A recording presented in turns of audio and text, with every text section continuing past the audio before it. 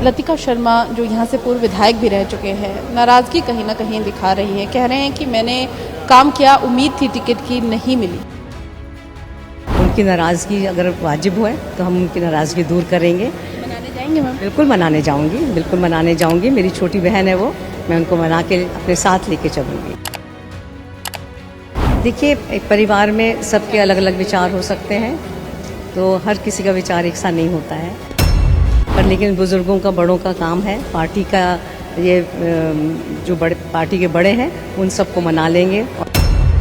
देखिए, जब आप चुनाव में आते हैं तो हर कोई चुनौती होती है और उसको चुनौती समझ कर ही लड़ना चाहिए, और मैं उसके लिए तैयार हूँ।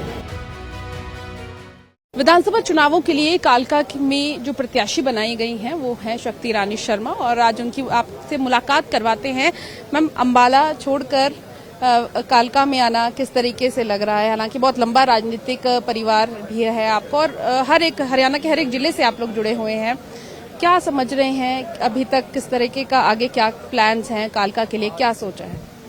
देखिए, कालका से मैं पहले भी चुनाव लड़ चुकी हूँ, तो ये मेरे लिए कुछ नया नहीं है, और मैं यहाँ यही सोच के आई हूँ कि पार्टी ने मुझे यहाँ पे निर्देश दिया है यहाँ से मुझे चुनाव लड़ाने का, तो जो पार्टी ने ठीक समझा मैं उनका आदेश सिर माथे पे, और जो भी समस्याएं हैं, जो भी यहाँ की दिक्कतें हैं लोगों ने समक्ष रखी हैं, और भी जो दिक्कतें होंगी हर एक कार्यकर्ता से पूछ के, और जैसा हमारा मैनिफेस्टो में जो भी पॉइंट्स आएंगे उनके ऊपर हम काम करेंगे, और पूरे दिलो जान से काम करेंगे कालका क्षेत्र के लिए और यहाँ के तरक्की के लिए भी, और जो भी समस्याएं हैं उनको दूर करने के लिए भी। कांग्रेस की ओर से एक बार फिर से प्रदीप चौधरी को उम्मीदवार बनाया गया है। मैम, चुनौती मानती हैं?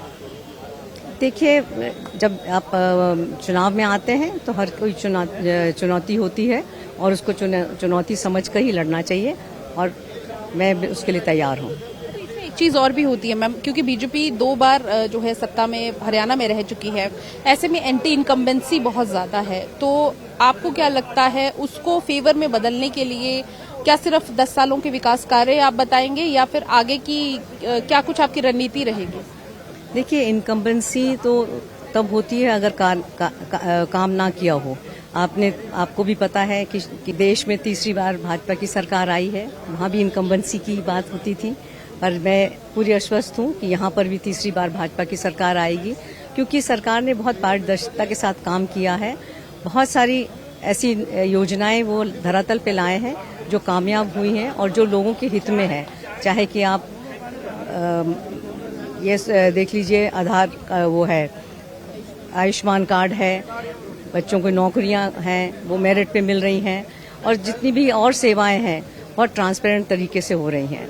तो सरकार बहुत अच्छा काम कर रही है, और मुझे उम्मीद है कि हम तीसरी बार भी सरकार बनाएंगे। मैम, लतिका शर्मा जो यहाँ से पूर्व विधायक भी रह चुके हैं, नाराजगी कहीं ना कहीं दिखा रही हैं। कह रहे हैं कि मैंने काम किया, उम्मीद थी टिकट की, नहीं मिली।